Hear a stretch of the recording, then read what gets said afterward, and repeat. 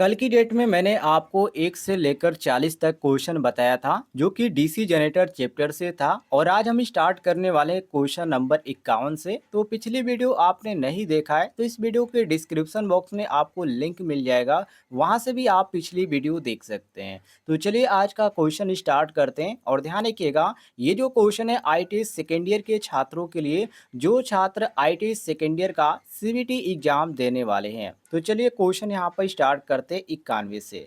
इसमें 51 नंबर से क्वेश्चन पूछा जा रहा है कि विद्युत मशीन में भार विहीन घूर्णन हास में क्या होता है। जैसे कि ए ऑप्शन दिया गया है घर्षण और बाल घर्षण हास, बी ऑप्शन दिया गया है स्टेटर क्रोड घर्षण और वायु घर्षण हास, और सी ऑप्शन दिया गया घूर्णक क्रोड घर्षण और वायु घर्षण हास, डी ऑप्शन दिया गया भार विहीन क्रोड घर्षण और वायु घर्षण हास। वेरी वेरी इंपॉर्टेंट क्वेश्चन है। देखिए साथियों, विद्युत मशीन में भार वहीन मतलब कि बिना भार का, भार वहीन का मतलब यही होता है कि बिना भार का। तो बिना भार का घूर्णीय हानियां जो होगा वो घर्षण और वायु हानियां ही होती है इसमें। रीजन इसका क्या है, ये जो आपकी हानियां होती है भार पे निर्भर नहीं करती है, इसलिए हम इसको भार वहीन घूर्णन बोलते हैं। तो यहाँ पर जो आपका सही हो जाता है क्वेश्चन के अनुसार ऑप्शन नंबर डी, भार विहीन क्रोड घर्षण और वायु घर्षण हानियां। ये आपका सही हो जाता है, डी ऑप्शन हमारा क्वेश्चन के अनुसार बिल्कुल करेक्ट आंसर।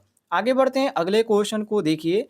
अगला क्वेश्चन आपके सामने जिसमें पूछा जा रहा है कि 16 कुंडलियों वाले 4 ध्रुवीय जनरेटर में 2 परत लैप वाइंडिंग है, ध्रुव की पिच है 32 या 16 या 8 या 4। तो देखिए, ऐसे आपको क्वेश्चन पूछा जाए तो आप यहाँ पर ऑप्शनों को न ध्यान देकर आप इसको यहाँ पर सॉल्व करने के लिए सूत्र को ध्यान दीजिए। तो इसका जो सूत्र होता है साथियों ध्रुव पिच का, क्योंकि इसमें हमसे यहाँ पर ध्रुव पिच पूछ रहा है, और ध्रुव पिच का सूत्र होता है चालक की संख्या बटे पोलों की संख्या। तो चालक की संख्या कितना दिया गया है, तो इसमें 16 दिया गया, और 16 में यहाँ पर 2 परत है वो भी लैप वाइंडिंग में कह रहा है, तो हम यहाँ पर गुणे 2 कर देंगे। और बटे क्या होता है पोलो की संख्या, तो पोलो की संख्या इसमें कितना दिया गया है, 4 दिया गया है, तो हम यहाँ पर 4 लिख देंगे। अब इसको यहाँ पर गुणा भाग कीजिए, कितना आ जाएगा, 8 ही आ जाएगा।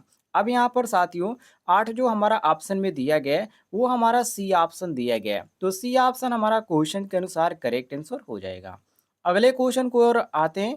अगला क्वेश्चन आपके सामने जिसमें पूछा जा रहा है कि दिष्ट धारा जनित्र की डीसी जनरेटर की अधिकतम शक्ति पर काम करने का क्या शर्त है। वेरी वेरी इंपॉर्टेंट क्वेश्चन है। देखिए साथियों, दिष्ट धारा जनित्री की जो यहाँ पर डीसी जनरेटर होता है उसकी बात करें, तो दिष्ट धारा जनित्र की डीसी जनरेटर की अधिकतम शक्ति की बात करें तो अधिकतम शक्ति पर काम करने के लिए जो बैक ईएमएफ होता है वो आपूर्ति वोल्टेज का अपान पूरे का होल स्क्वायर होता है। और इसमें जो आपका दिया गया ऑप्शन नंबर ए, ये हमारा बिल्कुल करेक्ट आंसर हो जाता है। या आप इसको ऐसे भी लिख सकते हैं, ई बी बराबर भी अपान टू, ऐसे भी लिख सकते हैं, वही मतलब होगा। भी से आपका वोल्टेज हो जाएगा और यहाँ पर जैसे सूत्र यहाँ पर टू, यही आपका होगा। तो ऑप्शन नंबर ए आपका बिल्कुल करेक्ट आंसर हो जाएगा। देखिए, यदि यही जो क्वेश्चन होता है यहाँ पर ई बी बराबर भी अपान टू लिख देता है तो आप डायरेक्ट इसको सही मान देते हैं, लेकिन यहाँ पर जो आपका लिखा गया हिंदी में लिख दिया गया, इसलिए यहाँ पर बहुत सारे छात्र जो होंगे यहाँ पर कंफ्यूज हो जाएंगे। आगे बढ़ते हैं अगले क्वेश्चन को देखिए साथियों।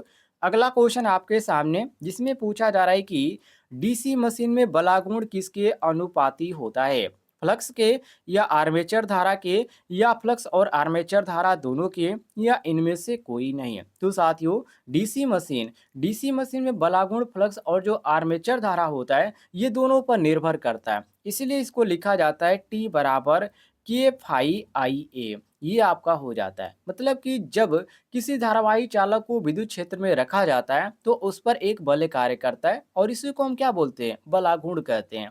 और यहाँ पर आपका दिया गया ऑप्शन नंबर सी, फ्लक्स और आर्मेचर धारा दोनों पर ये निर्भर करता है। तो ये आपका सी ऑप्शन करेक्ट आंसर हो जाएगा।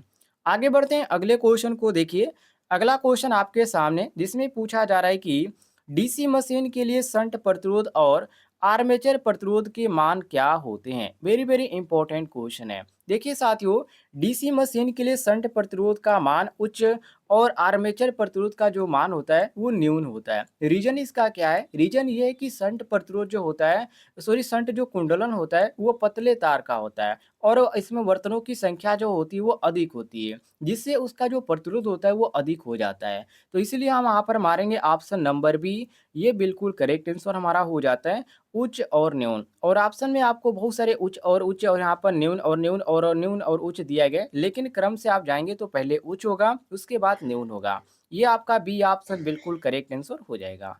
आगे बढ़ते हैं, अगले क्वेश्चन को देखिए, क्वेश्चन नंबर 56 को, जिसमें पूछा जा रहा है कि दिष्ट धारा अर्थात डीसी मशीन में दिक् परिवर्तक मतलब कि कम्यूटेटर का क्या काम होता है? ए ऑप्शन प्रत्यावर्ती धारा को दिष्ट धारा में बदलना, बी ऑप्शन दिक् परिवर्तन कम्यूटेशन में सुधार, या सी ऑप्शन दिए गए गति नियंत्रण को सुगम करना, या यहाँ पर डी ऑप्शन दिए गए प्रत्यावर्ती बोल्टता को दिष्ट बोल्टता में बदलना। तो साथियों, यहाँ पर आपका जो सही हो जाता है ऑप्शन नंबर ए बिल्कुल करेक्ट आंसर हो जाता है। ऐसा क्यों? देखिए, जो दिष्ट धारा मशीन होता है उस दिष्ट धारा मशीन में दिक् परिवर्तक का जो कार्य होता है प्रत्यावर्ती धारा को दिष्ट धारा में बदलना होता है। और दिष्ट धारा जो होता है ये परिवर्तक अतः जिसको परिवर्तक बोला जाता है उसको यांत्रिक दिष्ट कार्य भी बोला जाता है। तो यहाँ पर आपका सही हो जाता है ऑप्शन नंबर ए बिल्कुल करेक्ट आंसर। आगे बढ़ते हैं, अगले क्वेश्चन को देखिए। अगला क्वेश्चन इसमें पूछा जा रहा है कि किसी डीसी मशीन में अंतराध्रुवों ध्रुवों का कार्य क्या होता है? ए ऑप्शन क्षेत्र कुंडली के तापक को कम करना, बी ऑप्शन दिक् परिवर्तन में सुधार करना, सी ऑप्शन वायु अंतराल परिवर्तक का प्रतिकार करना, या डी ऑप्शन दिए गए हानि कम करना। तो साथियों, यहाँ पर आपका सही हो जाता है ऑप्शन नंबर बी दिक् परिवर्तन में सुधार करना। बी ऑप्शन हमारा क्वेश्चन के अनुसार बिल्कुल करेक्ट आंसर हो जाएगा। आगे बढ़ते हैं, अगले क्वेश्चन को देखिए।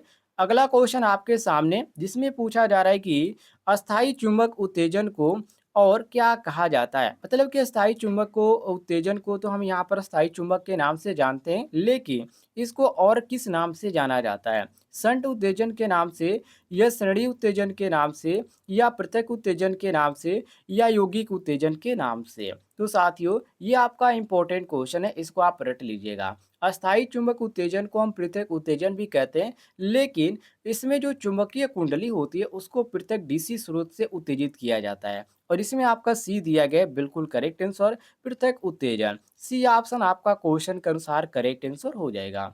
अगले क्वेश्चन की ओर बढ़ते हैं। अगला क्वेश्चन आपके सामने, जिसमें पूछा जा रहा है कि डीसी मशीन के दिक् परिवर्तक के खंड किसके बने होते हैं? ए ऑप्शन टंगस्टन के, या कठोर कसित तांबा के, या नरम लोहा के, सॉरी नरम तांबा के, या यहाँ पर डी ऑप्शन देंगे विद्युत अपघट्य तांबा के। तो साथियों, डीसी मशीन के जो दिक् परिवर्तक के खंड होते हैं वो आपके जो बनाए जाते हैं कठोर कसित तांबा के बनाए जाते हैं, मतलब कि हार्ड ड्रॉन कॉपर होता है। ऑप्शन नंबर बी आपका करेक्ट आंसर हो जाएगा।